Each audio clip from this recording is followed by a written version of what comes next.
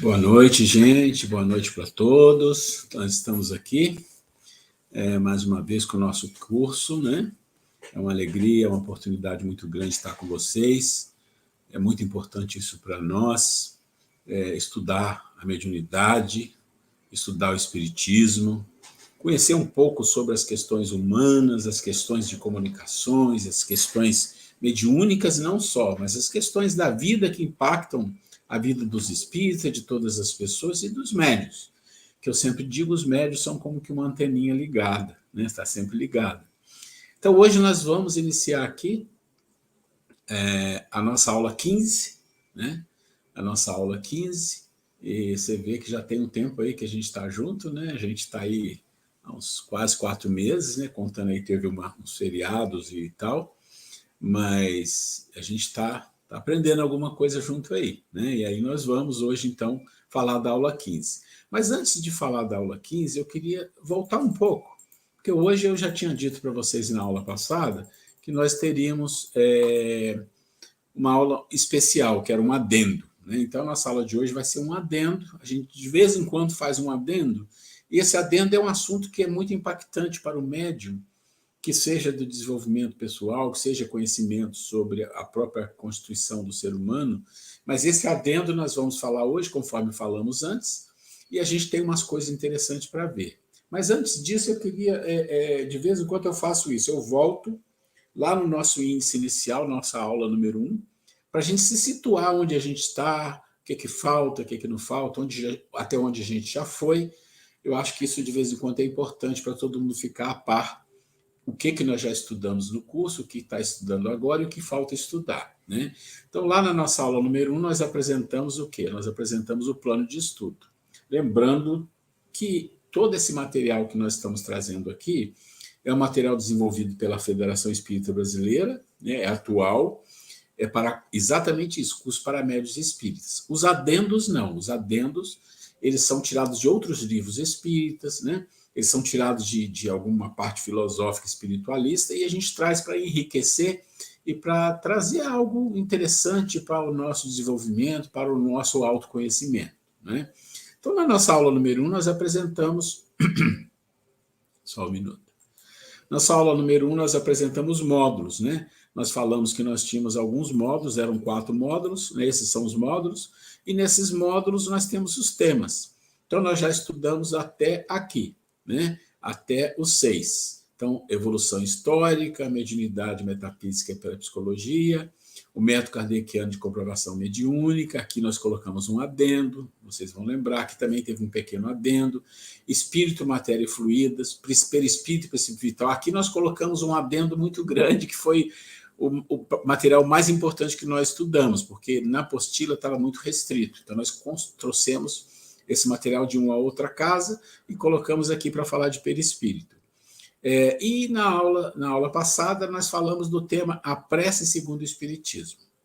Aqui nós vamos falar, talvez começar hoje, porque nós temos um adendo grande para fazer aqui, não sei se a gente começa aqui, a classificação da mediunidade 7 e 8 vai ser feito junto, o passe espírita e emancipação da alma. Depois nós vamos para o módulo 2, que tem esses assuntos aqui, né? São os assuntos que nós vamos discutir no módulo 2, né? Tá tudo aí, vocês têm isso na apostila de vocês. O módulo 3, né? Vamos falar de obsessão, processo obsessivo, todo relacionado à ação dos espíritos no plano físico. E o módulo 4, que é o último, a vida no plano espiritual, né? Os espíritos errantes, as comunidades, exemplos de comunidades espirituais. Isso aqui é muito interessante, viu? Aqui tem um assunto muito empolgante, eu tenho certeza que todos vão gostar. Então, se você olhar, nós temos quatro módulos. Então, você tem os fundamentos da mediunidade, as bases da comunicação mediúnica, mediunidade, obsessão e desobsessão, né, extremamente importante para o trabalho mediúnico, e a vida no plano espiritual. Então, esses são os assuntos que nós tratamos, e aí hoje nós vamos para a nossa aula 15, né, e eu lembro a vocês que nós falamos da prece, e que se vocês lembram da prece, por que nós estamos fazendo esse adendo, né? Quando a gente fala de prece, a gente tem a impressão que é um assunto simples, né? Outra coisa é que aqui até a prece, nós tínhamos a primeira apostila e daqui para lá a segunda apostila. Tá? Então, é claro que esse material que eu estou mostrando, ele não está completo porque vocês já receberam a apostila e o arquivo fica muito carregado. Então, eu trouxe só o início para mostrar os módulos e o assunto que nós falamos na aula passada. Muito bem. Então, quando a gente fala da prece, só fazendo uma pequena retrospectiva aqui, nós temos que entender que a prece ela é uma comunicação, né? É uma comunicação.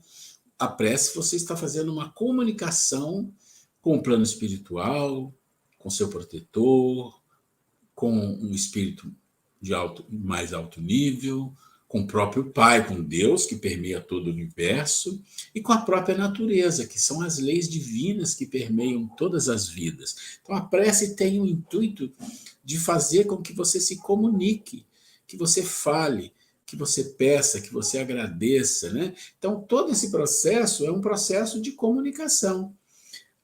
E muitas das vezes essa comunicação é feita de forma apenas por hábito. Nós falamos disso, né? Os aspectos da prece, por hábito. E isso quando tem, porque na maioria das vezes nem tem, né?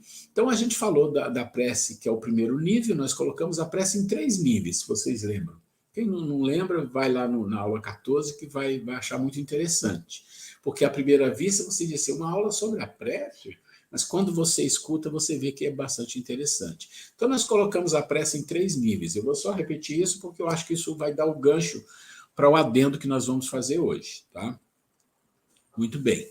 Então, a prece em 3 níveis. A evolução humana, né? Então, o processo de aprendizado, de evolução humana, e também, na medida que o ser humano evolui, na medida que o ser humano aprende, que ele se torna um espírito melhor, né? Ele também se comunica melhor com a sua divindade, com Deus, com a natureza. Esse é o propósito.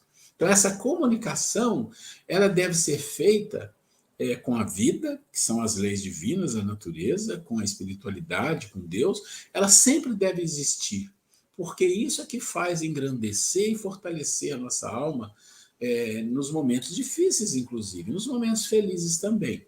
Então, a prece também ela tem esse processo de evolução, e a gente define em 3 estágios. Então, o primeiro estágio, vocês vão ver lá na aula 14, que eles falam bastante disso, dos hábitos que nós precisamos cultivar, mas ele deixa bem claro, é um hábito, você faz a prece ao acordar, ao dormir, antes das refeições, você faz uma prece em momentos de dificuldade, você faz uma prece quando você vai tomar uma resolução, quando você vai começar alguma coisa importante. Algumas pessoas fazem prece todas as vezes que vão para os seus trabalhos. Isso é um bom hábito. Isso é um bom hábito. Mas esse processo de hábito é o primeiro estágio. E esse primeiro estágio já não é muito simples, a grande maioria não faz, e alguns fazem, e quando fazem, fazem de uma forma muito mecânica. Sabe aquela história? Pai Nosso, pronto, acabou. Ou vou dormir, preciso fazer o Pai Nosso, preciso fazer a Maria. Não, para um minuto. Você teve uma vida, um dia agitado, atribulado, para uns minutinhos ali, conversa primeiro com Deus, acalma o seu corpo, depois entre um pouco de meditação, tudo em minutos, e faça a sua prece com calma. É um hábito? Mas isso é saudável, isso te coloca numa posição de dormir e para que você se prepare para uma conexão com o mundo espiritual naquele momento em que você estiver dormindo, que a gente sabe, nós que somos espíritas, você se desloca, né, do corpo, o seu perispírito se desloca. Então, se você faz a prece, você cria uma certa proteção. E se você faz isso sempre, você vai fortalecendo essa proteção. E o hábito de a refeição, que é uma coisa sagrada. Essa é uma coisa importante, gente. A gente começa a perder esse sentido do sagrado, né? O sagrado são aquelas coisas que você tem que pensar nela como sagrado. Por exemplo, o alimento é uma coisa sagrada. Se você pensar, o alimento é aquilo que constrói o seu corpo. Tudo que você come, constrói o seu corpo, as energias, o ar, a alimentação, a água, o alimento sólido, líquido, tudo isso. Então é um sagrado. Então, naquele momento, faça uma pequena prece ali de agradecimento, né? Você acordou um dia maravilhoso, você está vivo, agradeça a Deus por isso. Tudo é hábito, mas isso vai criando em você uma capacidade de comunicação. E a espiritualidade aceita isso bem. Ela sabe que é um estágio de evolução, que você vai chegar em outros níveis. Esse é o primeiro estágio. Aí vou lembrar vocês do segundo estágio. Qual é o segundo estágio? Quando você está num nível mais evoluído, você vai para o segundo estágio. É aquela pessoa que ela faz a prece em outros momentos também. E ela faz não só por hábito, ela já adquiriu um prazer, uma alegria de se comunicar com o plano espiritual, e ela recebe com mais facilidade e com uma maior percepção a resposta, através de várias maneiras. Às vezes ela é um médio vidente, mas não vamos falar disso, vamos falar de pessoas que não têm uma mediunidade ostensiva. Ela recebe aquilo através de uma emoção, às vezes ela até chora, fica feliz, sabe? Ela se sente bem. São coisas que a espiritualidade traz, porque a espiritualidade ela quer isso de nós, quer que nós façamos a comunicação com o plano espiritual e recebamos deles as energias que precisamos para tomar as boas resoluções na vida. Aí a pessoa vai, por exemplo, vai nos seus trabalhos caseiros, vamos pensar. Ela vai preparar uma refeição. Como ela faz isso? Já que a refeição é uma coisa sagrada para quem está se alimentando, mas também para quem está preparando. Imagina preparar uma refeição nervoso, xingando. Mas de novo tem que fazer a comida. Imagina que tipo de vibração, de energia que está envolvida ali.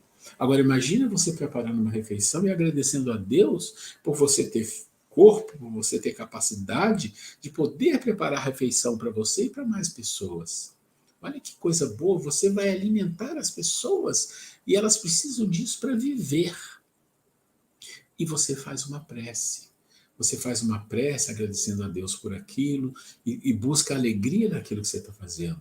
Você vai limpar uma casa, agradeça a Deus por ter uma casa, que simples, mais simples que for, que tenha poucos móveis, que seja tudo modesto, não importa. Não importa, agradeça a Deus, faça aquilo com carinho, porque é um local sagrado, não é uma casa, é o seu lar. Né? Então, esses aspectos, você vai entrar no seu trabalho, se você trabalha fora ou trabalha em casa, faça uma prece antes de entrar, agradeça a Deus pelo trabalho, o seu pão de cada dia. Você vai viajar. Então, esse processo é um segundo nível. É aquela pessoa que descobre uma coisa que no primeiro nível ainda não é muito forte. Ela descobre que a prece, essa comunicação, não é exatamente de palavras, é ela conversando, dialogando com a espiritualidade e sentindo a resposta através de boas vibrações, de incentivos, de intuições. Tem um terceiro nível, né? Um terceiro nível da prece. O terceiro nível da prece é aquela pessoa que ela vive em prece. Aí quando você fala assim, mas vive em prece como? Ela está sempre rezando, rezando, rezando. Não, a prece não é exatamente rezar. A prece é um estado. No terceiro nível é um estado de vida. Tudo que ela faz, ela se relaciona com o espiritual. Ela entrega na mão de Deus, ela busca essa relação com o divino em tudo que faz na vida, nas conversações saudáveis, naquilo que ela procura para o seu entretenimento, né? Nos livros que ela lê.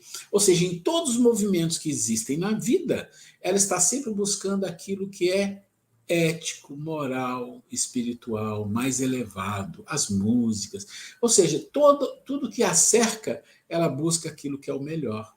E ela está sempre envolvida no que ela faz no dia a dia, desde que acorda ao dormir, com o plano espiritual, no sentido que ela está sempre antenada, ligada. Esse é um terceiro nível da prece, a ligação com o plano espiritual. Eu expliquei também lá na prece sobre a sintonia, né? Vocês vão lembrar que eu falei da sintonia, do rádio, eu comparei com o rádio. Então, essa é uma comparação que a gente não pode perder.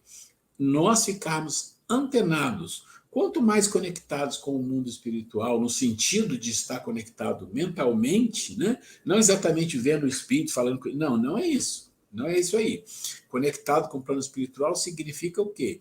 Que a sua mente começa a se envolver mais com as coisas éticas, morais, espirituais, saudáveis, em tudo que você faz. Pronto, você tem uma sintonia, uma vibração que vibra num nível, numa frequência onde os bons espíritos, os protetores estão vibrando. Então, os pensamentos vão começar né, a se juntar, as intuições, as dicas, né, a proteção. Esse é o processo que nós precisamos um dia chegar. E por que, então, nós vamos fazer um adendo? Isso é importante. Já que nós estamos falando disto, de evolução, da prece, que nós precisamos buscar esse processo de melhoria espiritual, então hoje nós vamos entender um pouquinho sobre o espiritismo e a evolução humana. Já que nós estamos falando de evolução, porque você andar nas escadinhas ou nos níveis de como se comporta no processo da prece, da relação, é uma evolução, nós temos que entender, tá bom, mas como eu chego lá, né? Porque eu não posso ser uma pessoa que chega no nível 3 da prece se eu sou um espírito ainda raivoso, instintivo, emocional, se eu não fiz nenhum processo de evolução. Não tem jeito, por isso a gente precisa compreender um pouco. Nós vamos falar um pouquinho aqui desse processo, mas é importante entender que o termo chamado evolução humana, nós só vamos tratar disso. Nós não vamos voltar lá no passado, antes de humano, e nem vamos ir muito lá pós-humano, né? Evolução espiritual, espíritos puros. Não. Nós vamos restringir a evolução humana. Para a gente entender isso, eu vou mostrar isso aqui para vocês, que está na apostila, nós já falamos disso, mas vale a pena recordar. Segundo Kardec, vocês encontram isso, né? Lá no Livro dos Espíritos, vocês encontram no Livro dos Médiuns e outros livros, ele fala de um processo de hierarquia. Ou seja, é puramente didático. Kardec não quis aqui dizer para nós, é assim que é e pronto. Não, isso aqui é didático, porque essa primeira, segunda e terceira ordem pode ser 10 ordens, 20 ordens. Então, é só didático, mas faz sentido isso aqui que o Kardec nos coloca. Então, a gente tem, na primeira ordem, os espíritos que já alcançaram a perfeição. E existe a primeira classe e classe única, que são os espíritos puros. De que nós estamos falando aqui? Nós estamos falando, por exemplo, dos Cristos. Né? Os Cristos, porque não é um Cristo, o nosso é o Jesus, nosso, né? É Jesus. Mas os Cristos que existem no universo, nesse nível, são os espíritos puros, que alcançaram a perfeição. Na segunda ordem, são aqueles espíritos que ainda não são puros, mas que têm níveis, são as classes. Vocês vão ver aí que estão 4 classes. É 1, 2, 3, 4, 5, porque a primeira está lá em cima. Mas são 4 classes, e são os espíritos que predomina o espiritual a matéria. Ou seja, eles já aprenderam a controlar a matéria. Ou seja, a matéria não é a grande necessidade, ou às vezes nem quase necessidade alguma desses espíritos. Eles estão envolvidos num processo espiritual maior. E aqui vocês têm as classes, os benevolentes, os sábios, os espíritos de sabedorias e os superiores. E a gente encontra explicação para cada item desse também, né, lá no Kardec. Eu não vou comentar aqui, porque isso aqui é só para a gente recordar que existe esse processo. Nós somos espíritos da terceira ordem. Nós quem? Nós do planeta Terra, exceto aqueles espíritos missionários que estão aqui, mas nós não vamos falar disso. E o que caracteriza espíritos da terceira ordem? Isso, quando a gente olha, a gente fica às vezes um pouco triste, né? Então, nós temos aqui 5 classes: os espíritos batedores e perturbadores, os neutros, os pseudo-sábios, os levianos e os impuros. Nós já falamos de tudo isso, de novo, lá no Kardec vocês encontram as explicações, não é o motivo nosso aqui. O ponto é aqui. O que ele fala para nós? Olha, o predomínio da matéria sobre o espírito. Vocês veem que é o contrário daqui, predomínio do espírito sobre a matéria, que a matéria predomina ao espírito. Propensão ao mal. Propensão quer dizer assim, ele é inclinado mais para o mal do que para o bem. E ele tem ignorância, não conhece as coisas, é orgulhoso, é egoísta e todas as paixões que lhe são consequentes. Gente, aqui já é uma pancada só, né? Porque é ignorante, tem a propensão ao mal, o orgulho, o egoísmo e todas as paixões que lhes são consequentes. Quer dizer, quais são as paixões que são consequentes do orgulho e egoísmo? Todas que nós conhecemos, todos os vícios. Todos os vícios que existem estão relacionados à ignorância, ao orgulho e egoísmo. Eles são, vamos dizer assim, o master, né? E os outros estão embaixo. E ele ainda fala, tem intuição de Deus, mas não o compreendem. Não o compreendem. E apresentam ideias pouco elevadas, né? Ideias pouco elevadas. Ou seja, tem ideias mais chão, mais rasteira.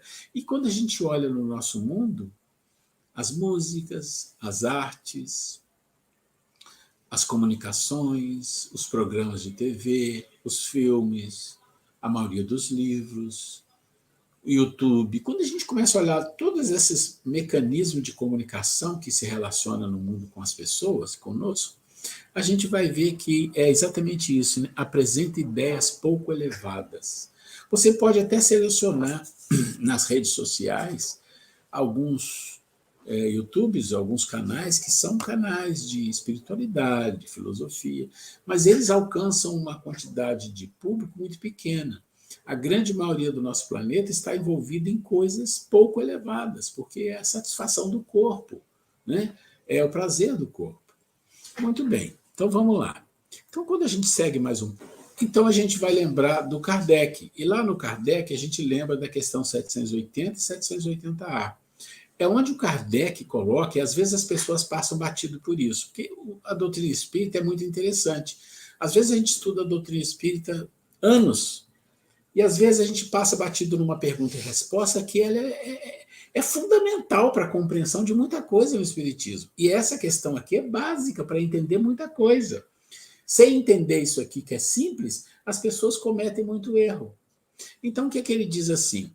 O progresso moral acompanha sempre o progresso intelectual? Então, a pergunta do Kardec já denota que ele sabe, né, porque é uma pergunta, que primeiro é o intelectual, depois o moral, porque o moral acompanha o intelectual. Então, ele já está dizendo isso.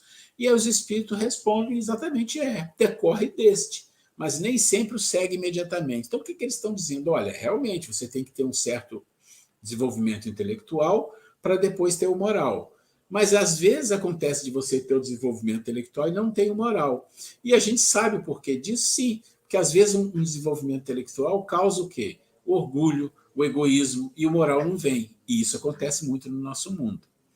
E aí ele continua. Como pode o progresso intelectual engendrar o progresso moral? Olha que interessante, porque aí o Kardec é tão inteligente que ele viu que a resposta de cima diz que às vezes isso não acontece, ele fala, tá bom, então como é que acontece?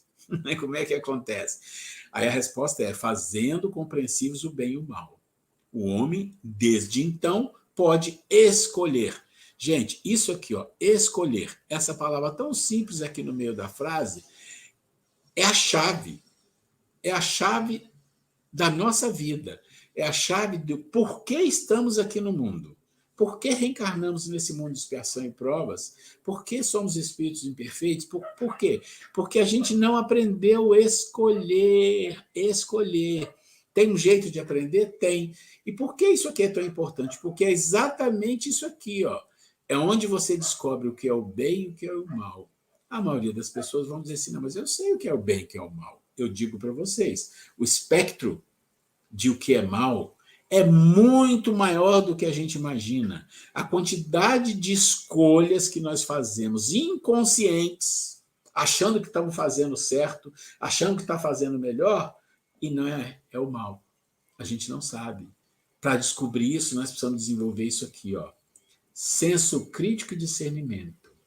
Senso crítico e discernimento é um desenvolvimento que precisa ser feito para quê?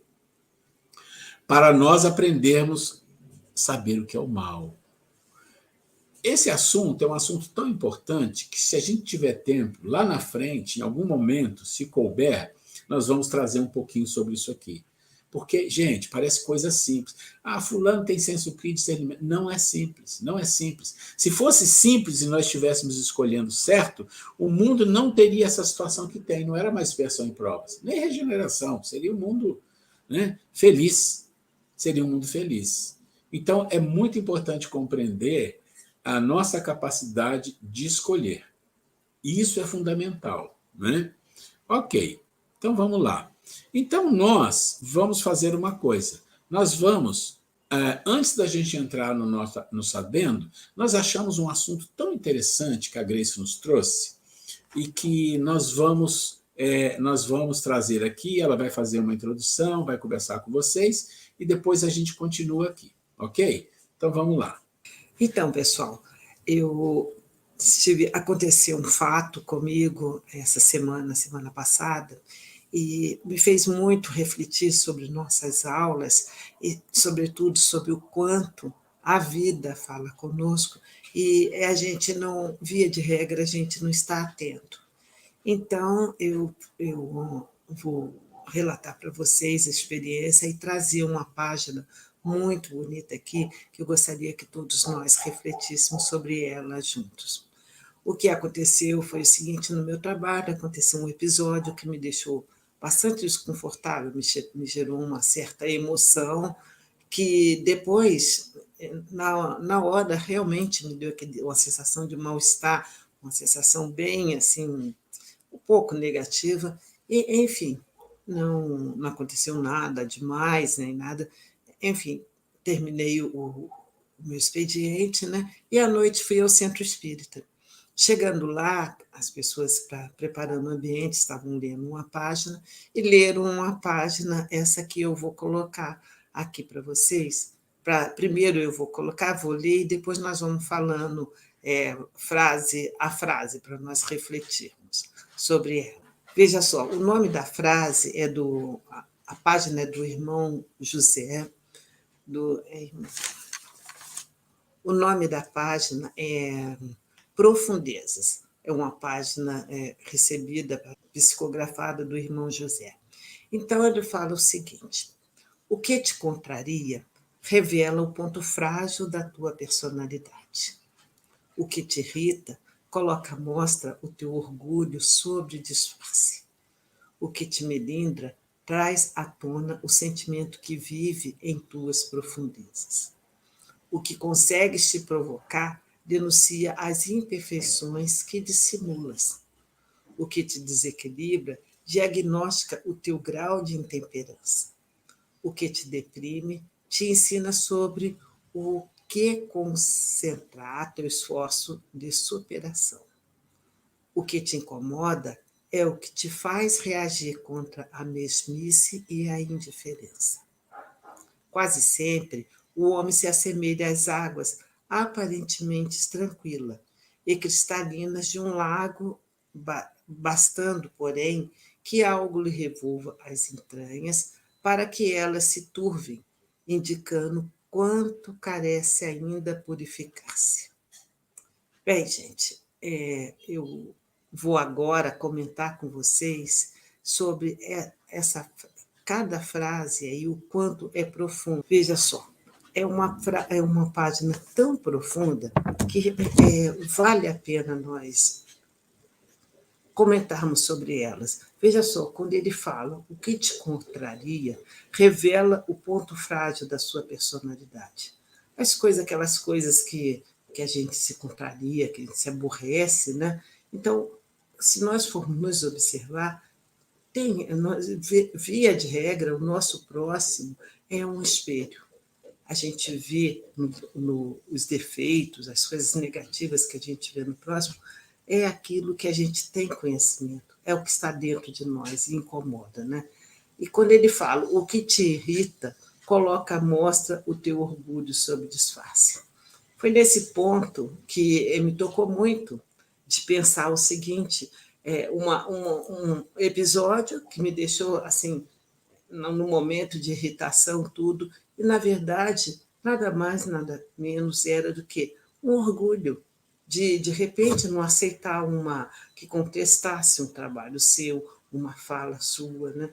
Então, sem mesmo a gente perder a educação, a classe, mas aquilo por dentro, o importante é a gente observar a nossa emoção, o que de fato por dentro, que não basta a gente só ter uma aparência, o verniz da educação, como foi falado por Kardec, que nós muitas vezes somos como um vaso dourado, né? Mas basta uma ranhura para danificar aquilo tudo, né? Ou essa comparação com o lago, que somos tranquilos, né? Aquelas águas cristalinas, mas se jogar ali uma pedrinha, qualquer movimentaçãozinha que dê diferente ali, essa água vai se turvar e vai subir, aflorar todas aquelas coisas negativas que estão ali por baixo, né? E continuando aqui na página, ele fala, né? sobre o melindre, que ele diz: o que te melindra traz à tona o sentimento que vive em tuas profundezas. Quando nós temos muito melindre, muito, muito se ressente com qualquer coisa, isso aí é o quê, né? Aquele o sentimento, né, que está dentro da gente, né? Então, nunca o problema é o outro.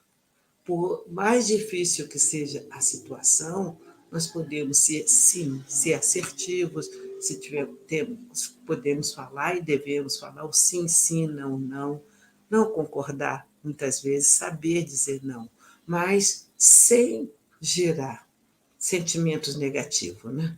E ele continua ali, ó, o que te desequilibra diagnostica o teu grau de intemperança.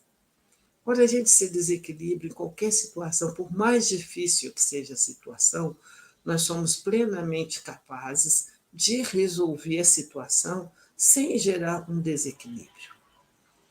Pode até, muitas vezes a gente fica nervoso, tira a gente um pouco do sério, mas sem a gente gerar uma situação de desequilíbrio, né? E ele continua falando sobre aí, o que te deprime, ensina sobre o que concentrar o teu esforço de superação.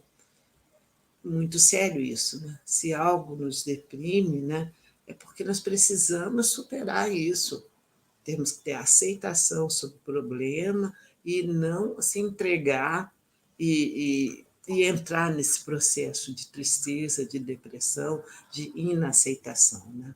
E ele fala ainda: o que te incomoda é o que te faz reagir contra a mesmice e a indiferença. E finaliza falando, fazendo a comparação com esse lago, né? Cristalino, então, desde que não mexa ali, que fique ali naquela zona de conforto. Então, essa página eu trouxe para nós e gostaria eu vou mandar no WhatsApp de vocês, gostaria muito que ficasse como dever de casa, para que cada um lesse com atenção, analisasse cada frase e todas as vezes que nós nos depararmos com algum tipo de situação dessa, que a gente possa ter a humildade de se autoanalisar e assim nós estaremos, né, trilhando esse caminho de aperfeiçoamento, né, de melhor reformarmos, de fato, um ser humano, uma pessoa melhor. Então, gente, é isso que eu gostaria de compartilhar com vocês. Vou encaminhar no WhatsApp e fica a proposta para cada um ler essa página como dever de casa, né? E a página antes de dormir. Que nós possamos refletir e todas as vezes que nos depararmos com algum tipo de situação, que a gente lembre, né? Que precisamos controlar nossos ímpetos, nossos impulsos, né? Em benefício de nós mesmos, da nossa melhora moral e espiritual. Bom, gente, a gente viu aí então uma introdução interessante, tá aí os pontos, né, que a Grace colocou. E se a gente pensar na prece como um processo de evolução, se a gente pensar nesses pontos, que cada lista, ou cada item dessa lista, cada frase, isso aqui é só uma ideia, porque deve ter muito mais coisa envolvida, né, no ser humano, mas aqui são as coisas básicas. Se a gente pensar, quase todos nós passamos por isso, muitas vezes, né? No dia a dia. Isso que é importante. E é como diz um sábio contemporâneo, morreu tem uns 20, 25 anos, Krishnamurti, ele dizia que você só se autoconhece, né? O seu autoconhecimento passa por um espelho. E o espelho é exatamente o próximo, não é um espelho que você tem que ficar se olhando, é o próximo. Ou seja, você enxerga defeitos que você tem no outro, principalmente quando esses defeitos te irritam muito. Provavelmente aquilo faz parte de você. Então aqui ele está mostrando exatamente isso, né? Mas então vamos lá. Vamos começar aqui, já que nós estamos falando da evolução, das fases da educação mental e do despertamento da consciência. A grande lente que vê a profundidade do ser. Isso é baseado no livro Ser Consciente, de Joana de Ângeles. Joana de Ângeles, para quem não sabe, né, mas a maioria sabe, é um espírito que dita obras para Divaldo, e essas obras são obras... Ela tinha outros livros que ela ditava, e, de repente, ela começou a ditar as chamadas obras psicológicas. Ela faz uma parceria com os fundamentos de Carl Gustav Jung, quem já ouviu falar, né? Junto com Freud, foi praticamente assim, um marco na questão psicológica, psicanalítica, psiquiátrica do mundo. Mas ela faz uma parceria no sentido que ela pega muitas coisas que ele falou e junta com o espiritismo, junta com o conhecimento que ela tem profundo dessa questão psicológica, e então saiu aí vários livros da obra psicológica de Joana. Esse aqui é um deles, né? E aqui ela vai falar para a gente, e vamos entender o seguinte, olha, isso aqui é um corte, é só um corte, é um pequeno corte de um conhecimento de algo do ser humano importante para a nossa evolução. Pensa assim, porque as coisas são muito mais complexas, mas aqui nós estamos trazendo, é como se fosse uma foto de uma parte do processo, tá? É isso que a gente tem que entender. Muito bem. Então a Joana nos diz o seguinte, olha, a evolução humana, ela tem alguns pilares, ou alguns processos, ou algumas fases.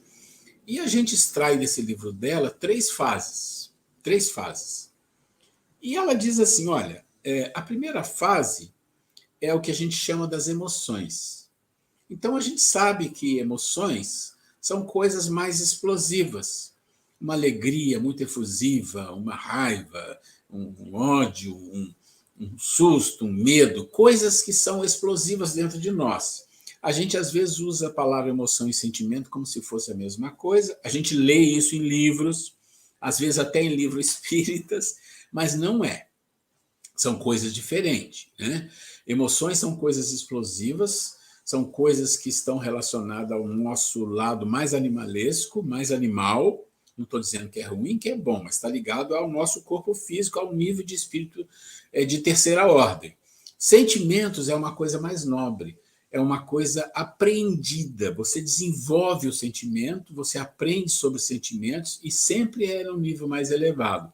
As emoções são coisas importantes na vida, não se vive sem emoções, mas elas estão muito relacionadas às coisas nossas de espíritos ainda de um certo nível, e elas às vezes causam situações muito difíceis, principalmente se são as emoções muito animalizadas, como, por exemplo, a raiva, como, por exemplo, o ódio, como, por exemplo, o medo. Então, tem uma lista enorme. E muitas delas são heranças do lado irracional, ainda lá do animal, antes de entrar no reino humano. Mas tudo bem, elas estão ali, em nós. A questão é que a vida de espíritos do nosso nível, em geral, são baseadas nas emoções. São baseadas nas emoções. E, em geral, a gente se equivoca, e, em geral, o mundo fica do jeito que está, porque as emoções não são bons condutores de decisões. Decisões, escolhas. Opa, volta aqui. Vamos ver o que o Kardec fala para a gente? Está aqui. Ora, desenvolver um nível de inteligência, um nível intelectual, né, mínimo, para que você consiga discernir, ter um senso crítico para escolher e descobrir o que é bem e mal. Porque era muito fácil ele falar, é só vocês escolher o que é bem e não escolher o que é o mal. Tá bom. Mas ele está falando, não, mas precisa de desenvolvimento para isso. Você precisa aprender o que é o bem, o que é o mal. Será que você sabe o que é o mal? O bem a gente sabe um pouco, mas ele é muito mais do que a gente imagina. O mal a gente conhece também um pouco, mas o espectro, eu falei agora há pouco, é muito maior.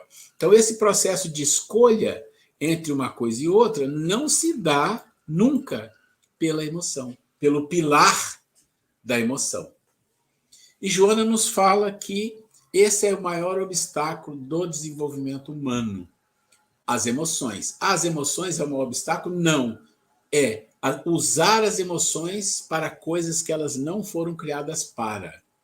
Então, as emoções são muito importantes na nossa vida e elas fazem parte da nossa vivência, das nossas relações, das nossas relações com as pessoas, com os familiares. A gente se emociona, a gente fica triste, a gente fica alegre, né? Se a tristeza é muito grande, a gente tem depressão, pronto, aí já começa a doença. Então, tem tudo isso.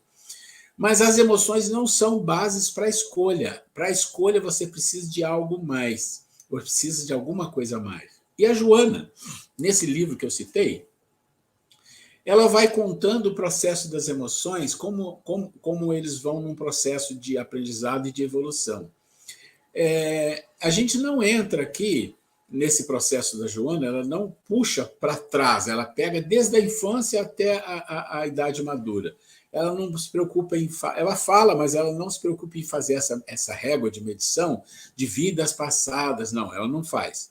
Então, o que ela vai dizer para nós é assim, olha, as emoções, elas têm reflexo na infância. A maioria das emoções tem reflexo na infância, e a infância você considera a criança mesmo, a infância de criança, até um adolescente. Então, esse processo, ela vai contando lá nos primeiros anos da infância, o que acontece tem um reflexo muito forte na vida toda da criatura, às vezes até o desencarne. Então, a importância que existe nesse processo de aceitação, de afetividade, nesse processo de abraçar a criança no sentido de acolher, de acolhimento da criança. Porque uma criança, ela tem uma visão da vida diferente da nossa, não é? Muito diferente. E muitas das vezes ela requer o quê? Segurança, acolhimento. Uma criança faz birra, uma criança às vezes chora muito, mas ela está querendo alguma coisa. E se nós não compreendemos, nós vamos marcando a vida dessa criança com uma coisa que a gente não entende, a gente não percebe, mas ela sente isso dentro dela, que é não se sentir acolhida plenamente. Não se sentindo acolhida, ela cria dentro dela algumas questões emocionais difíceis que ela não consegue entender e que vai desaguar muitas das vezes na segunda infância ou na adolescência, que aí é o crítico, né? É o crítico, e aí vai. Se nós olharmos o nosso mundo e pensarmos nesse processo educacional de pais e filhos, a gente vai entender, poxa vida, mas se nós somos espíritos da terceira ordem com tantas dificuldades, então significa que nós educamos nossos filhos também com muita dificuldade. Pronto, é uma conclusão óbvia. E é o motivo porque o nosso mundo é tão complicado, pessoas tão perdidas, jovens tão enlouquecidos. Tudo isso que a gente vê é reflexo de quê? Reflexo de quem educa não entende que existem coisas importantes nas primeiras infâncias para que a criança se sinta segura, uma criança segura, acolhida. Isso é muito importante compreender. E a Joana vai seguindo, contando os casos das emoções, das fases, né, quando chega na adolescência, quando chega na juventude, quando chega na maturidade. E ela vai mostrando que quando chega na maturidade, no sentido de idade, não de maturidade emotiva ou mental, de idade, muitas das vezes o que tem dentro das pessoas emocionalmente é criança, é infantil, é desejos de ilusão, de fantasias. Por quê? Porque isso não foi explicado, não foi combinado, não foi discutido, não foi vivido, não foi acolhido. Então ela diz assim, olha, o primeiro passo para a evolução humana é uma coisa que se chama equilíbrio emocional. Equilíbrio emocional. E o que é equilíbrio emocional? É a gente acabar com as emoções, é combater as emoções, é travar as emoções. Não é nada disso. Né? Emoções são coisas explosivas, mas são coisas benéficas ao nosso aprendizado. O equilíbrio emocional passa por a necessidade de você criar uma ferramenta que vá socorrer as emoções. E qual é essa ferramenta? Está no segundo pilar. Está no segundo pilar. Então, vamos lá. E ela vai dizendo aqui, né, ó, o amadurecimento mental, mental, já falou a palavra, que se adquire pela emoção e pelo conhecimento, que discerne os valores constitutivos da filosofia existencial, amplia as perspectivas da realização completadora.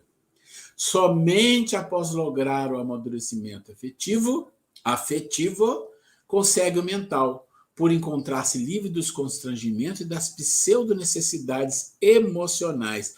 O que está dizendo aqui para nós é o seguinte, olha, o amadurecimento mental, que é o segundo pilar, está aqui, mental, ele só ocorre quando você criou um processo de busca do equilíbrio.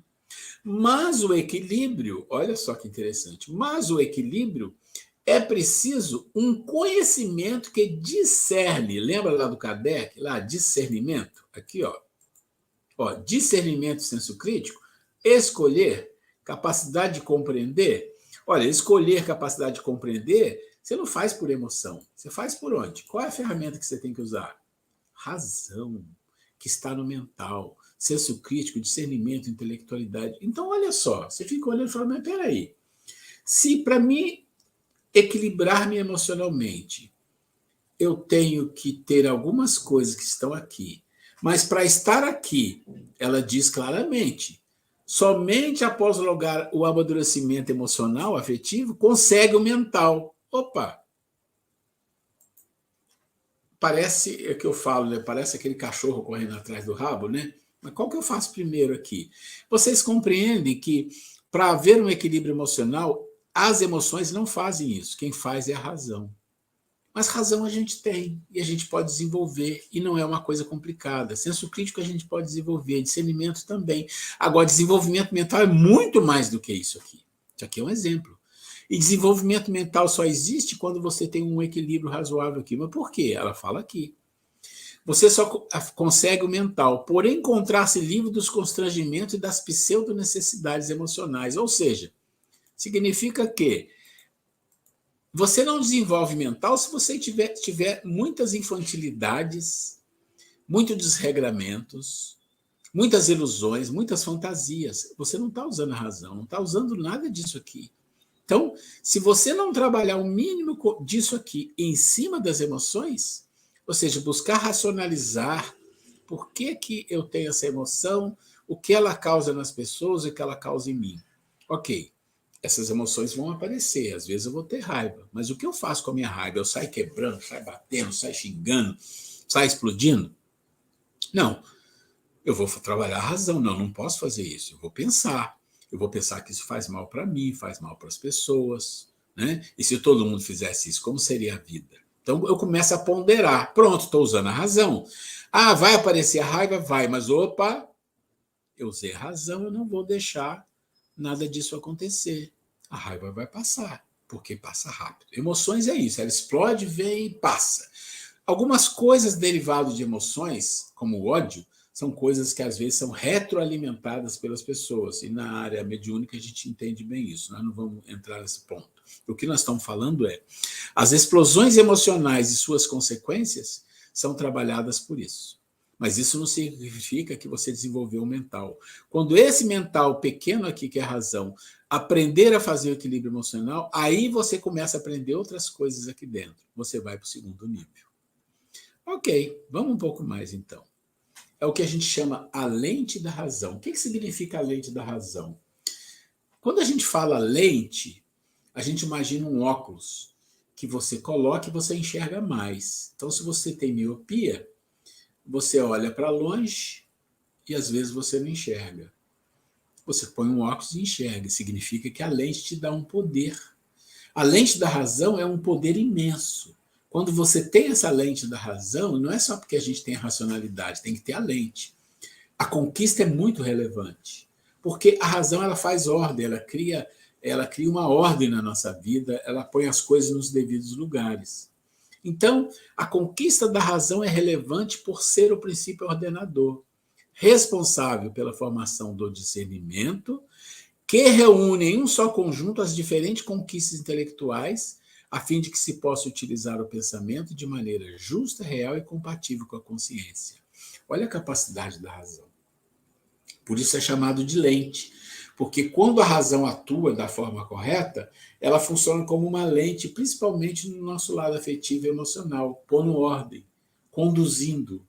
E conduzindo o discernimento, conduzindo o senso crítico e a nossa relação e a observação da vida. O desenvolvimento da razão proporciona a superação do fenômeno infantil da ilusão. Olha só. Ou seja, quando você traz a razão para a emoção, né? Quando você faz esse processo aqui, ó, levar a razão para cá, ele faz o quê? Ele te esclarece, ele é uma lente. E quando você põe na lente, você observa que muitas das coisas que você tem aqui são infantis, são ilusões. Um exemplo interessante é que você talvez, quem já se pegou num processo de muita raiva, fazendo alguma grande besteira, se você filmar aquela situação, você filma e guarda.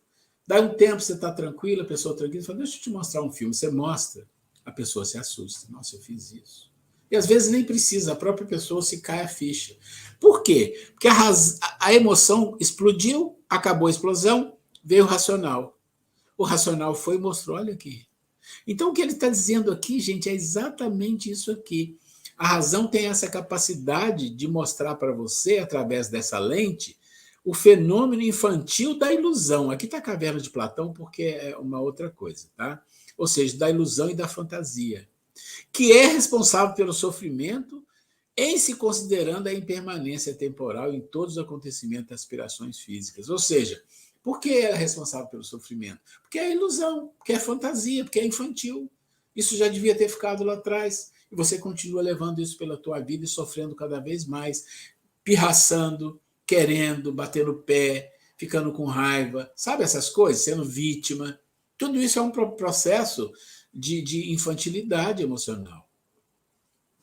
Pensar acertadamente, olha isso, gente. Pensar acertadamente é uma meta elevada. Ou seja, não é simples usar a razão de forma correta e pensar acertadamente. Não, isso é uma meta elevada. Mas é uma coisa que precisa começar. Porque nem todo ato de pensar corretamente o é em face da interferência dos desejos e supostas necessidades. E supostas necessidades dependentes da identificação do ser. Ou seja, o que significa isso aqui? Significa que você tem um pensamento e o seu pensamento e o seu raciocínio depende de uma coisa chamada identificação do ser. Ora, identificação é a sua identidade. Você tem uma identidade no mundo onde você tem o seu CPF, seu RG, você se identifica. E para o plano espiritual e para a alma, também tem uma identidade? Tem. Qual é? Os seus desejos, as suas vontades, aquilo que é mais interior, aquilo que você tem dentro de você que você quer. E quanto mais você quer, mais é a sua identificação. Então, o que ela está dizendo é assim, por que pensar acertadamente e usar a razão como uma lente para te ajudar não é muito fácil? Porque existem desejos que interferem no seu processo de racionalidade, de pensar, porque faz parte da sua identificação. Ou seja, você tem que trabalhar, porque os seus desejos, né, tudo isso que são as ilusões, estão aqui, na caixinha. Isso não acaba do dia para a noite. Isso nos acompanha há milhares, há centenas de milhares de anos, poderíamos dizer até milhões, se você buscar nos animais irracionais, as emoções da raiva, do medo, muitas coisas que estão em nós também já estavam nele.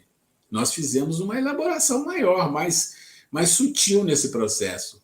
Mas isso não acaba do dia para a noite. Acaba no sentido, não é que acaba as emoções, mas o controle você vai ter na medida que você aprende a racionalizar no momento do desequilíbrio. Porque se você racionaliza depois, você pode se ajudar dizendo, vou tentar da próxima vez. Pode tentar quantas vezes for, está tudo certo. Mas tem que tentar que a emoção vem, explode, mas a consequência disto é que a razão trabalha. A razão não trabalha na explosão, porque está fora do controle. É uma coisa muito emocional, aquilo explode, né? Aí aquilo vem. Sabe aquela história que você está no trânsito, alguém te dá uma fechada, você fala, mas que... E aí você se segura, mas aquilo vem explodir, é como se fosse uma explosão, mas você se segura porque você já aprendeu. Tem que ser educado, tem consequências. E isso nós temos que aprender na nossa vida. E quem vai nos ajudar? O mental. O mental. Né? E aí ela continua. A lente da razão, assim a concentração nos objetivos ideais, distinguido dos imaginários, quer dizer, a pessoa que vive na ilha da fantasia, que vive na ilusão, que vai acontecer alguma coisa, que vai isso aqui, que vai aquilo, que a pessoa vive fora da realidade.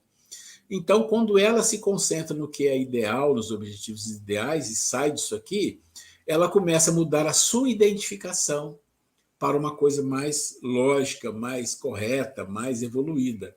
E também, consequentemente, os pensamentos se vão mudar. porque dos pensamentos vão chegando, né? O Kardec fala sobre isso, que os espíritos nos influenciam no nosso pensamento muito mais do que a gente imagina. Então, quando é que eles param de influenciar ou eles influenciam menos? Por causa do pensamento? Não, por causa disso aqui, ó. É os nossos desejos, como diz Jesus. Onde está o teu tesouro, lá está o teu coração. Esse é o teu coração.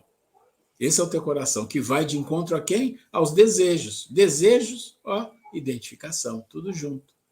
Para que ocorra o amadurecimento, se torna indispensável pensar, exercitando a mente e ampliando-lhe atemporalmente. Ou seja, o que quer dizer isso? A capacidade de discernir o senso crítico. Atemporal significa começar a visualizar mais as coisas espirituais. Ok. Então, chegamos no último nível dos pilares da evolução humana, moral. Então, olha só, trabalhamos aqui, desenvolvemos aqui, cada caixinha dessa aqui, gente, não é 1 ano, não é 10 anos, não é uma encarnação, não. O negócio é pegado, parece que é 3, né? 1, 2, 3, vamos resolver isso aqui. Não, isso aqui é uma bagagem de milhares, de milhões de anos. Isso aqui é uma bagagem, na pior das hipóteses, de 150 mil anos, que é quando nós tivemos os sapiens, né? E isso aqui nós estamos trabalhando isto para começar aqui, para depois vir para cá. O que é o moral? Conexão com a lei, simples assim. O moral é a conexão com a lei maior, né? Ou seja, conexão como? Conexão da sua identificação com as leis e não mais com as emoções só. Você vai ter emoção, mas a sua identificação não é com a emoção. A sua identificação é num nível muito maior, é com a lei divina. Você vai em direção de essa identificação. A sua consciência está impregnada desde a sua criação com a lei. A grande lei está escrito no Kardec, né? Onde está escrito a lei divina, está escrito lá na resposta, na consciência do ser. Ou seja, a sua consciência já tem essa bússola. A sua consciência já tem as sementes das virtudes, porque são as virtudes os primeiros passos para esse processo de conexão moral. Então, aqui você tem, conforme a Joana, os 3 pilares da evolução humana.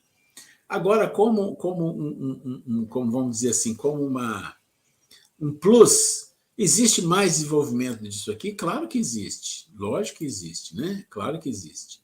Então, ela diz assim, o processo do amadurecimento moral, logo se apresenta o desafio do amadurecimento moral, responsável pela superação dos instintos, das sensações grosseiras, imediatistas, né? O moral vai sobrepujar tudo isso aqui. Tudo isso aqui é o que nós somos hoje. O moral vai sobrepujar isso. Mas lembra, tem que ter o emocional controlado, equilibrado, tem que desenvolver a intelectualidade, a inteligência, para depois você chegar nesse ponto aqui. A escala de valores rompe os limites das conveniências restritivas e interesseiras para apoiar-se nos códigos da moral atemporal divina. Daí a gente pensa assim, deixa eu ver aqui. Aí a gente pensa assim, ora, mas a gente não está estudando, a gente não se torna uma pessoa mais moralizada, a gente tenta fazer o bem, tenta ajudar as pessoas. Gente, quase tudo que acontece aqui conosco ainda é superficial. Isso está lá no Kardec, ele fala que as pessoas às vezes parecem um jarro dourado de ouro, uma coisa bonita, mas o primeiro arranhadinho que dá, o primeiro machucadinho que dá, lá por dentro está tudo. O que significa isso? Significa a superficialidade. E a gente constata isso na nossa vida. É aquela pessoa, já viram aquelas pessoas que falam, está no centro, é o santinho, é o anjinho, mas e aí? Aí a primeira coisa que desgasta a pessoa, a primeira espetada que ela leva no seu orgulho, na sua vaidade, ela já se dana, já reclama, já fica com raiva, já fica, né, angustiada. Por quê? Porque esse desenvolvimento verdadeiro não ocorreu. Ela está indo em direção, ela está tentando controlar isso aqui. É um processo, né? É um processo e que leva muito tempo. Ok. Então vamos ver o seguinte. Aqui. Então, quando você fala do moral, você fez o processo de desenvolvimento humano, mas tem além do físico, além do humano.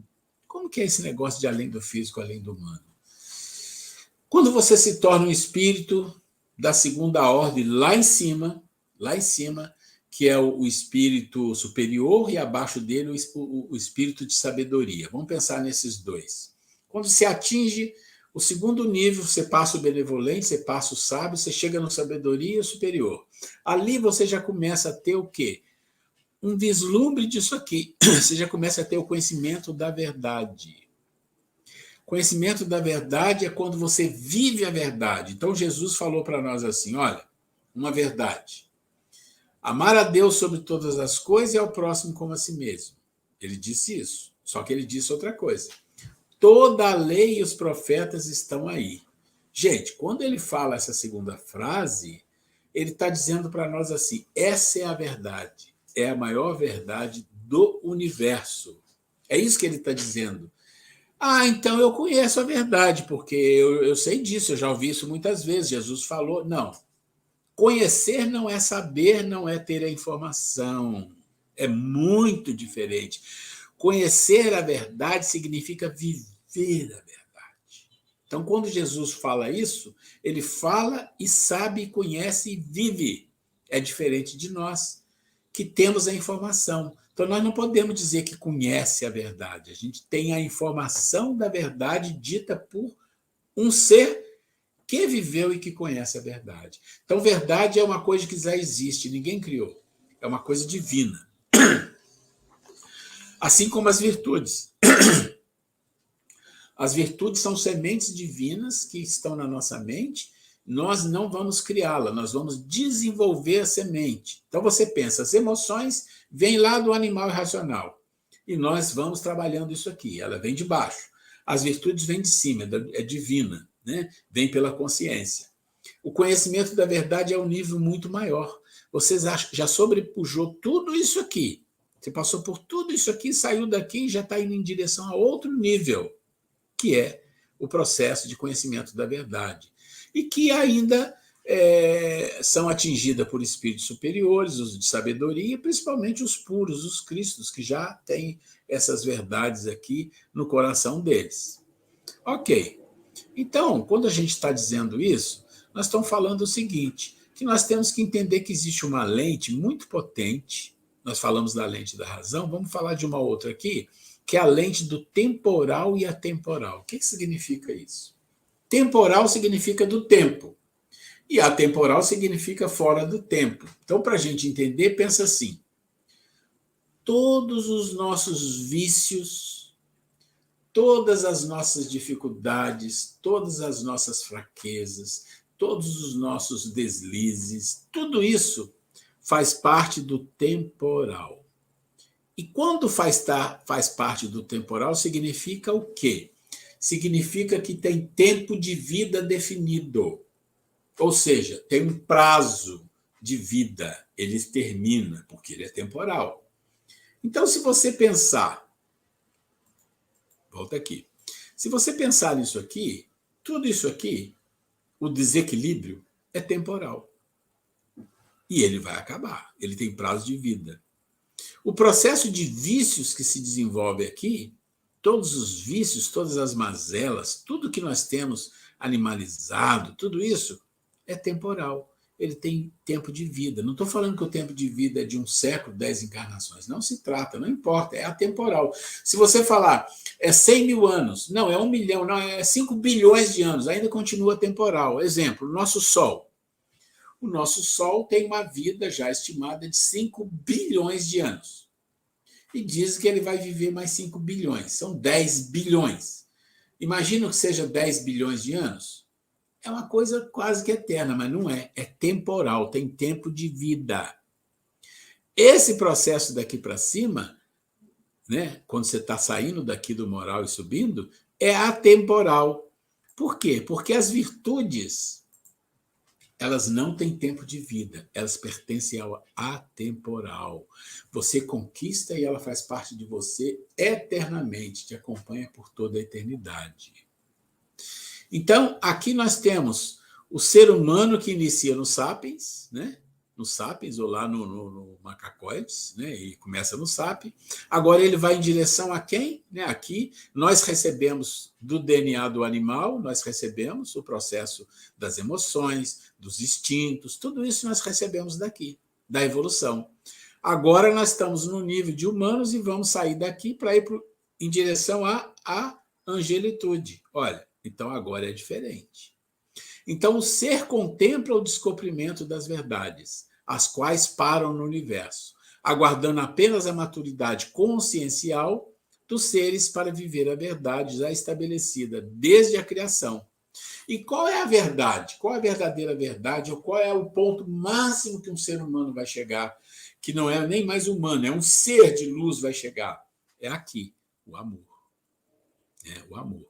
E a gente fala de amor, cada pessoa entende isso de uma forma. É uma emoção, é um desejo, é um sentimento, é um afeto, é mil coisas.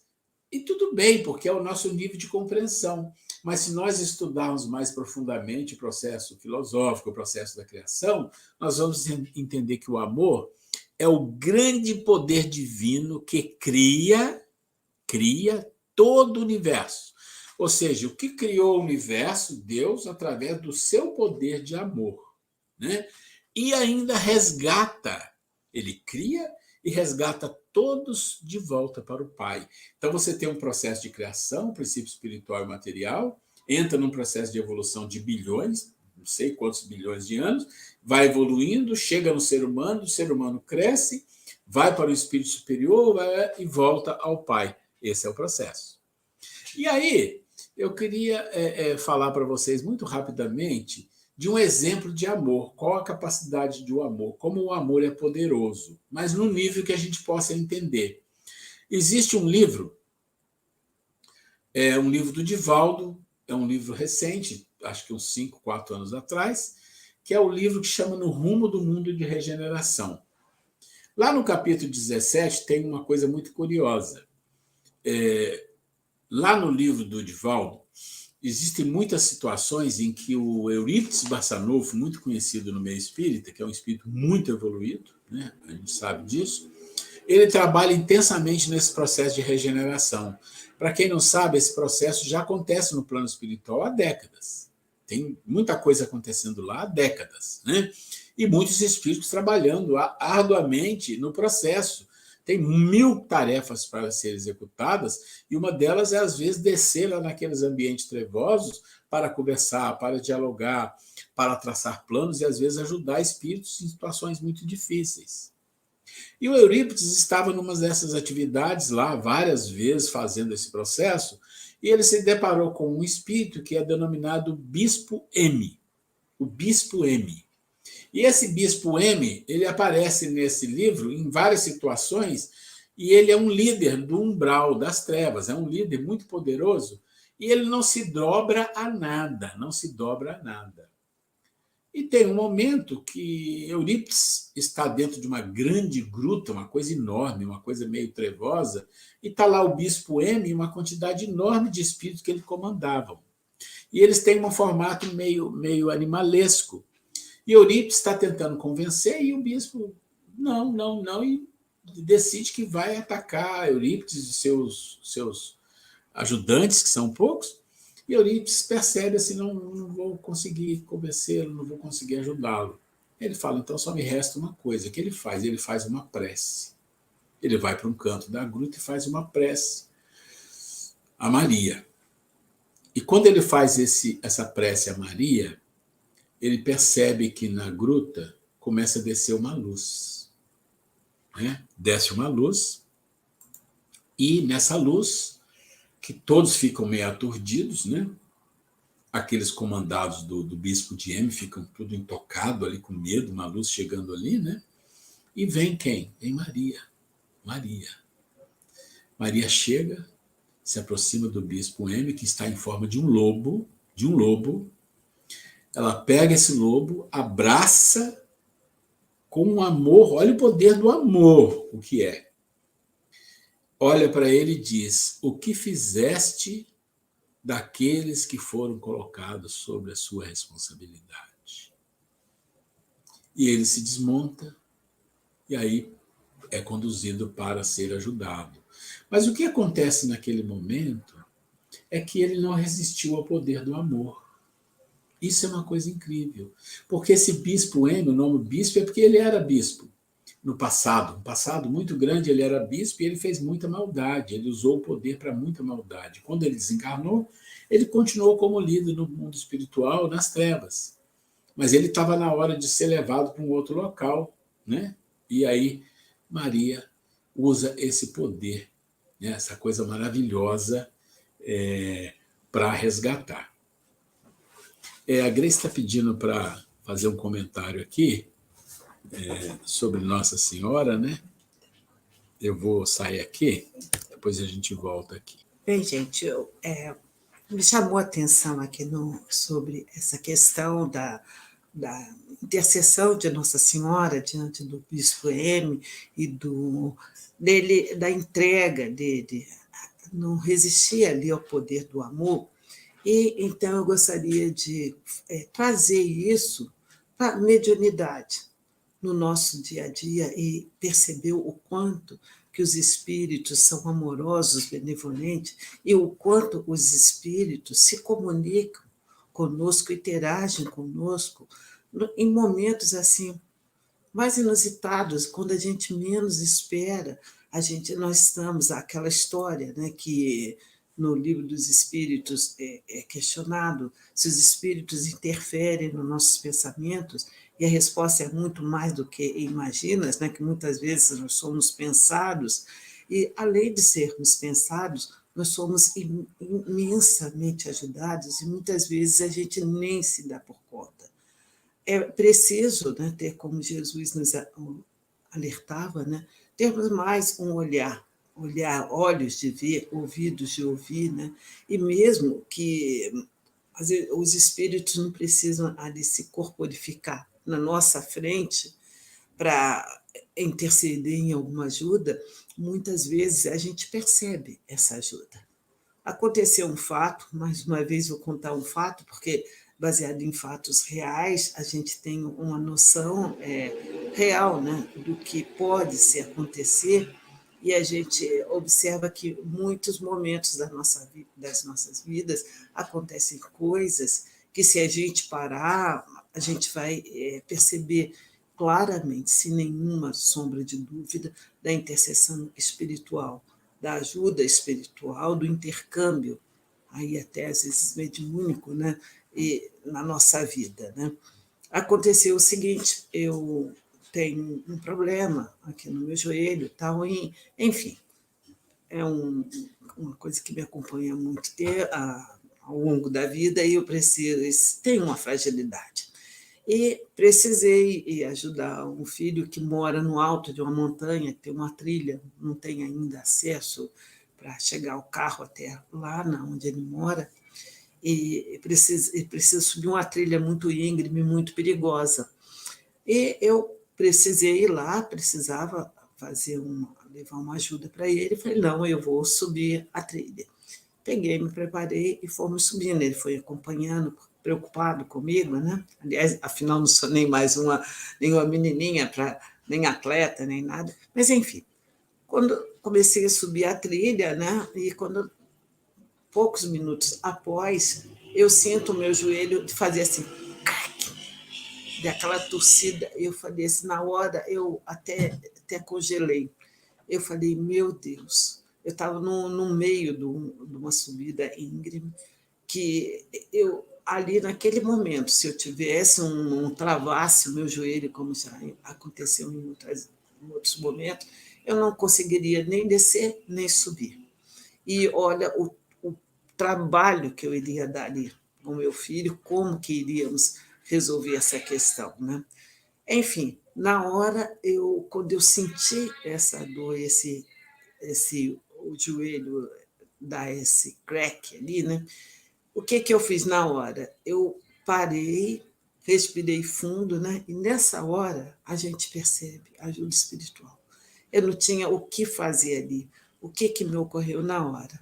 Elevei meu pensamento humildemente, pedi aos bons espíritos, aos caboclos ali da mata, que é uma mata maravilhosa, linda, natureza belíssima. Na hora eu pedi para os espíritos protetores daquela mata, os nossos anjos guardiões, nossos amigos, eu pedi, por favor, me ajude. O que eu vou fazer agora, nesse momento? Nessa hora, gente, é aquela coisa, né? A gente acredita, ou se preferir não acreditar, é fora o íntimo, né? Na hora, eu ali fui acomodando o meu joelho, pisei devagarinho no chão, né? E daí e subi. E aí firmei a perna, não senti dor. Eu falei assim, misericórdia divina, os espíritos ali ajudando. Na hora, quando a gente pede com fé, a ajuda vem. A gente sente aquela energia que um momento que eu pensei, não vou conseguir mais me movimentar. Subi a montanha, resolvemos tudo que tivemos que resolver. Eu falei, aí outro desafio para descer.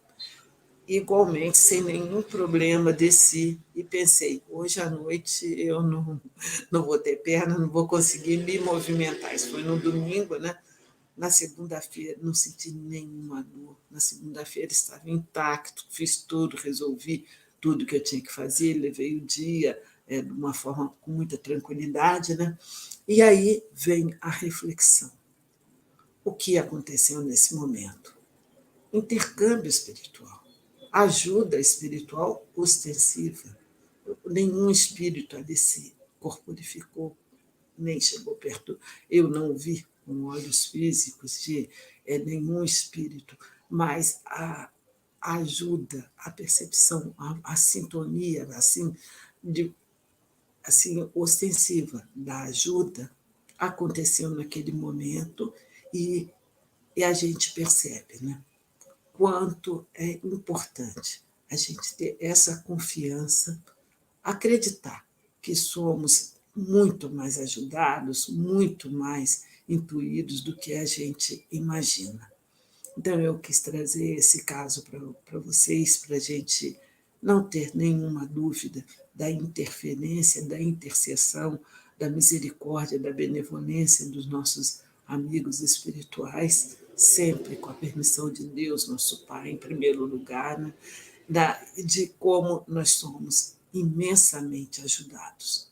E nós que estamos estudando mediunidade, né, precisamos estar sempre é, abertos a esses tipos de comunicação, de interação, permitindo que os espíritos, né, se aproximem de nós e que nós possamos, da mesma forma como nós somos ajudados, nós também, que nós possamos nos colocar à disposição do plano espiritual, oferecer os nossos fluidos, nossas energias, entendeu? Os espíritos precisam desse choque anímico, né? Então, precisa desse nosso fluido, esse animismo, nossa energia de encarnados, né? E que nós possamos também nos colocar à disposição e procurarmos nos moralizar, estarmos melhores, em melhores condições, para que, na hora que se fizer necessário de uma ajuda, intercessão para outras pessoas ou para outros espíritos, que nós possamos também servir desse instrumento. É isso, meus queridos. Bom, gente, aí é interessante você ter esses exemplos, né? Que a Grace ela se envolveu muito com essa questão de trabalho mediúnico, mas essas experiências que a vida... E é interessante essas experiências que a vida traz para a gente, que às vezes a vida fala muito com a gente não entende, a gente deixa passar, a gente não compreende. Mas as leis divinas usa a própria vida, as pessoas, os acontecimentos, coisas que acontecem na vida para nos dar instrução. Mas a vida é paciente, é sábia, é bondosa, ela espera. Mas o quanto antes a gente começar a aprender sobre os simbolismos, os sinais da vida, é melhor para nosso crescimento espiritual. Bom, deixa eu falar só uma coisinha. Isso. A questão aí, numa situação dessa, das duas umas, a gente pensa, ai, que sorte, que bom que não aconteceu nada ali de se pior, resolveu, né? por si mesmo, não foi nada pior, ou a gente tem a certeza a clareza de percepção, a sensibilidade de perceber. A percepção mesmo que algo aconteceu. Algo aconteceu, que você perceber que sozinho ali você não conseguiria. A probabilidade era que não. A probabilidade era muito pequena. Quando a gente, inclusive, sabe do que se conhece, né? Sabe das suas limitações, né? Então, é importantíssimo isso, a gente ter essa percepção. Né? E essa conexão e gratidão. E gratidão, exatamente. Né? É importante. Muito bom. Então, assim, gente, olha, a gente tem o tema 7 e 8, a gente está com o tempo bem já ajustado aqui, então a gente não vai seguir, eu vou ler só o início, né? Mas eu falei para vocês de importante um vídeo que eu mandei sobre a experiência de School, né? Eu falei para vocês, School é uma cidade, é um distrito, me parece que é um distrito, né? Sabe essas cidades de distrito de Londres?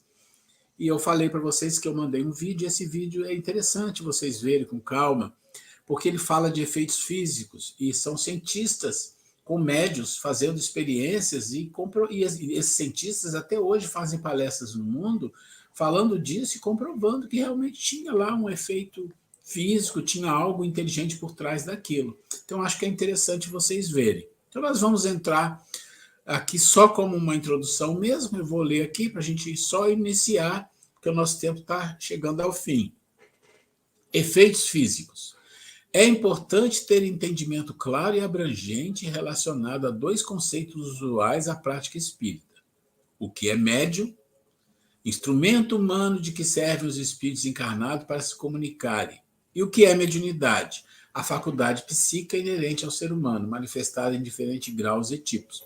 São coisas básicas que ele está colocando aqui, porque essas coisas se reafirmam no processo da nossa apostila, do nosso material. Então, médium é toda pessoa que sente num grau qualquer a influência dos espíritos. Só nessa frase aqui é aquele dito de Kardec, que todos são médios. E, de fato, não existe nenhuma pessoa, nenhum ser humano, em qualquer época da humanidade, que não tenha uma influência dos espíritos sobre ele, qualquer nível de espírito. A questão é, qual o grau, acabou de falar isso aqui, né? Qual o grau de percepção que nós temos sobre isso? Às vezes muito pouca.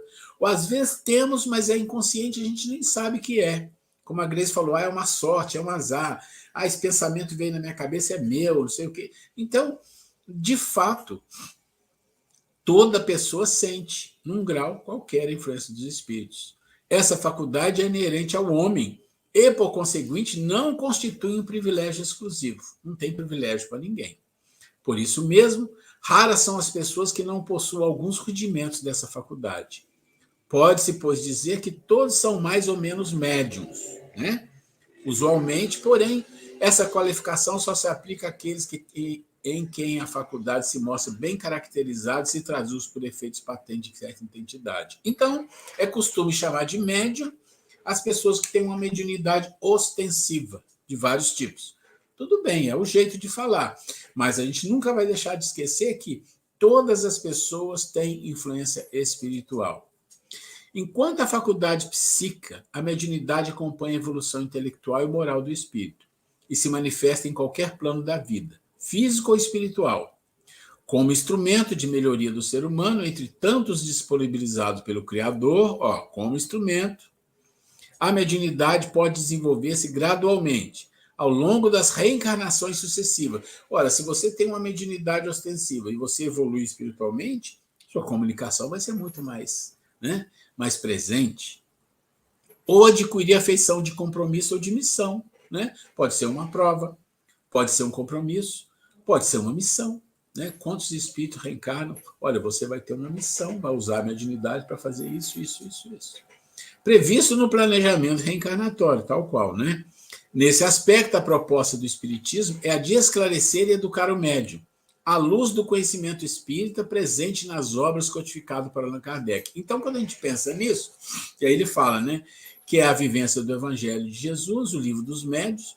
Quando a gente pensa em mediunidade, e eu tenho o quê? Uns 40 e poucos anos que eu estudo vários assuntos, espiritismo, filosofia, a Grace também, junto comigo, a gente estuda muito junto, mas a gente sabe E é óbvio que não tem ainda livros com processos tão explicados, tão didáticos, quanto o livro dos médios para os médios. Então, quem é médio e tem a oportunidade de estar no Espiritismo e estudar sob a obra de Kardec, olha, a palavra correta não é essa, mas eu vou dizer, é um privilégio, porque está com o melhor material que existe até hoje para esse tipo de coisa. Jesus e Kardec representam os fundamentos da prática mediúnica, em particular, e do espiritismo em geral, conforme a feliz expressão de Emmanuel. Em suma, diante do acesso aos mais altos valores da vida, Jesus e Kardec estão perfeitamente conjugados pela sabedoria divina. Jesus é a porta e Kardec é a chave. Outro ponto não menos importante é o fato de não existir um tipo de mediunidade mais importante que o outro. Eu não vou entrar aqui, porque o nosso tempo já está esgotado, e, de fato, na semana que vem nós vamos voltar aqui de novo. Eu só dei uma introdução para saber que nós estamos entrando nessa parte de efeitos físicos e reforço. Tentem ver, por favor, o experimento School, que eu já mandei para vocês. É importante, é interessante a gente que é médio estar envolvido, estar compreendendo, estar sabendo culturalmente sobre essas questões que estão acontecendo no mundo. Gente, nós estamos chegando ao fim. Deixa eu saindo daqui.